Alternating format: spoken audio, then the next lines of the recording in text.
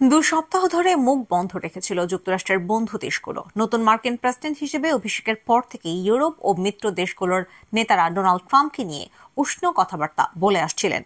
সমালোচনা ছিল খুবই কম। হোয়াইট হাউসের গদিতে বসার পর ট্রাম্প যে হট্টগোল শুরু করেছে তা নিয়ে কোনো কোনো মিত্র নেতার মনে অসন্তোষ থাকলেও প্রকাশ করেননি। তবে সেই রাগঢাক শেষ পর্যন্ত টেকেনি।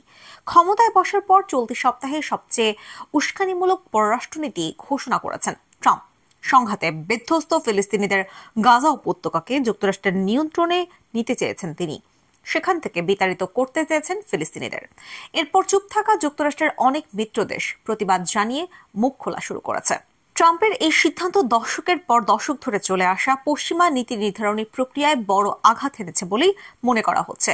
ফিলিস্তিন সংকট নিরসনে দীর্ঘ সময় ধরে যে দ্বিরাষ্ট্রীয় সমাধানের মডেল গড়ে তোলা হয়েছে, ট্রাম্পের এই সিদ্ধান্তের সঙ্গে তার বড় তফাৎ রয়েছে। যদিও দ্বিরাষ্ট্রীয় সমাধানের যে কথা বলা হয় তার বাস্তবিক কোনো অগ্রগতি এখনো দৃষ্টিগোচর নয়। গাজা নিয়ে ট্রাম্পের নতুন পরিকল্পনার পর তা প্রত্যাখ্যান করেছে বিভিন্ন দেশ। মধ্যপ্রাচ্যে যুক্তরাষ্ট্রের মিত্ররা অনাস্থার সঙ্গে প্রতিক্রিয়া জানিয়েছে। এই অঞ্চলে শান্তি প্রতিষ্ঠায় যে কূটনৈতিক প্রচেষ্টা চলছে তার উপর ট্রাম্পের সিদ্ধান্ত প্রভাব ফেলতে পারে বলে উদ্বেগ জানিয়েছে তারা। বিশেষ করে গাজায় হামাস ও ইসরায়েলের মধ্যে যে যুদ্ধবিরতি চলছে তার উপর প্রভাব পড়ার আশঙ্কা রয়েছে। নিজেদের জন্মভূমি ছেড়ে যাওয়ার প্রশ্নে আতঙ্কিত হয়ে পড়েছেন ফিলিস্তিনিরাও। ইউরোপের দেশগুলোর সঙ্গে যুক্তরাষ্ট্রের সম্পর্ক তুলনামূলক কম জটিল।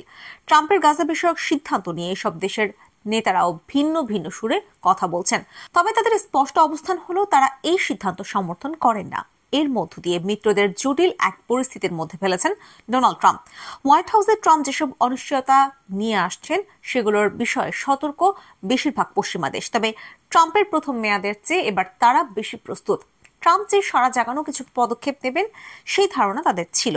আর ট্রাম্পের গাজা পরিকল্পনা নিয়ে পশ্চিমা দেশগুলো যে প্রতিক্রিয়া জানিয়েছে তাতে দ্বিতীয় মেয়াদে ট্রাম্পকে তারা কিভাবে সামাল দেবে তা বোঝা যাচ্ছে। ট্রাম্পের পরিকল্পনার বড় সমালোচনা করেছে জাতিসংঘ। জাতিসংঘের মহাসচিব ট্রাম্পকে জাতিগত নিধনের বিষয়ে সতর্ক করেছেন।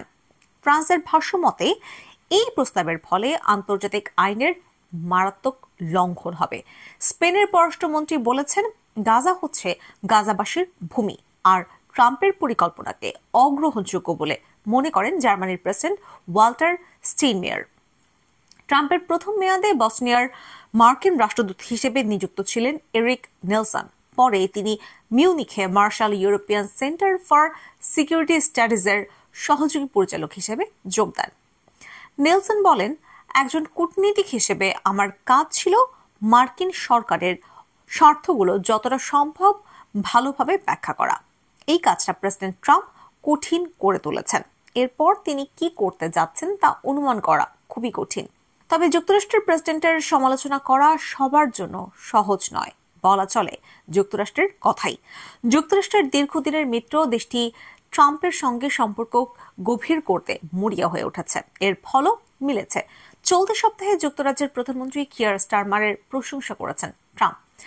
ইউরোপীয় ইউনিয়নের জন্য তিনি শুল্ক আরোপের যেই হুমকি দিয়ে রেখেছেন তার আওতায় যুক্তরাজ্য পড়বে না এমন ইঙ্গিতও দিয়েছেন। তবে এই সুসম্পর্কের সেতুর ভিত্তিটা নড়বড়ে।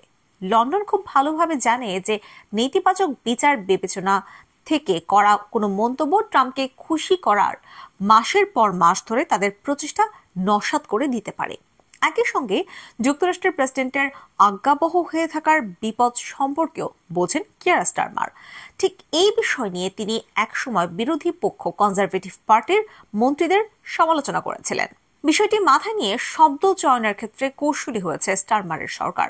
চলতি সপ্তাহে ইউক্রেনে স্টারমারের পররাষ্ট্রমন্ত্রী ডেভিড ল্যামি বলেছেন, গাজা ইস্যুতে ট্রাম্পের অবস্থান সঠিক। গাজাবাসীর পক্ষ নিয়ে তিনি আবারও এটা বলেছেন যে দ্বিরাষ্ট্রীয় সমাধানের বিষয়ে যুক্তরাজ্যের দৃষ্টিভঙ্গি সবসময় স্পষ্ট। গাজায় নিজেদের জন্মভূমিতে ফিলিস্তিনরা বসবাস করুক এবং সেখানে তাদের সমৃদ্ধি হোক, তা অবশ্যই দেখতে চায় লন্ডন।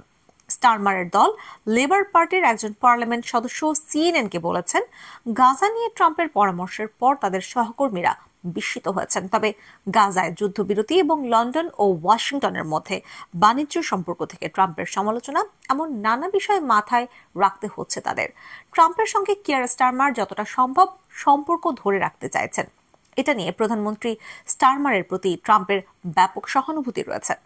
গাজা পরিকল্পনার মাধ্যমে ট্রাম্প যদি কূটনৈতিক অচলাবস্থা সৃষ্টির চেষ্টা করেন তাহলে তা যুক্তরাষ্ট্রের মিত্ররা ভালোভাবে নেবে না বলে মনে করেন জন বি অল্টারম্যান। তিনি বলেন, আন্তর্জাতিক বিভিন্ন বিষয়ে ওয়াশিংটন একঘেয়ে হয়ে পড়তে পারে। এর জেরে আন্তর্জাতিক নেতৃত্বের ক্ষেত্রে শূন্যতা সৃষ্টি হতে পারে।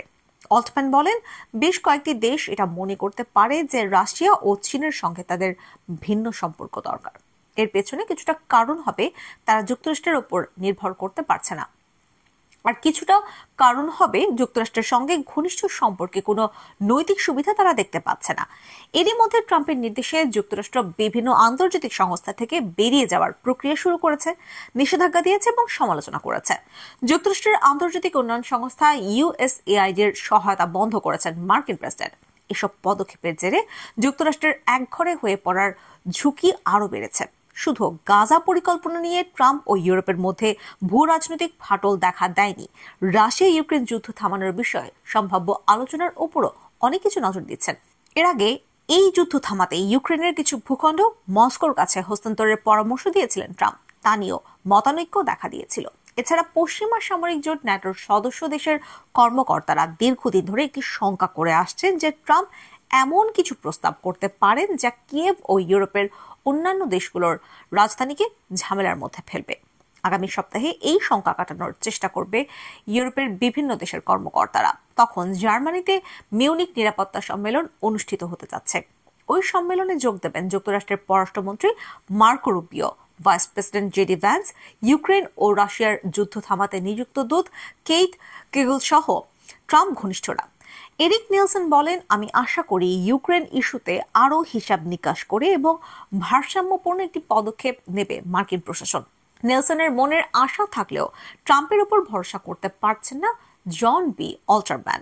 তিনি বলেন, বৈশ্বিক অঙ্গনে সাবেক মার্কিন প্রেসিডেন্ট জো বাইডেনের সরকার আস্থা ধরে রাখার জন্য ব্যাপক চেষ্টা করেছিলেন। সেখানে ট্রাম্প প্রশাসনের প্রবণতা সম্পূর্ণ বিপরীত।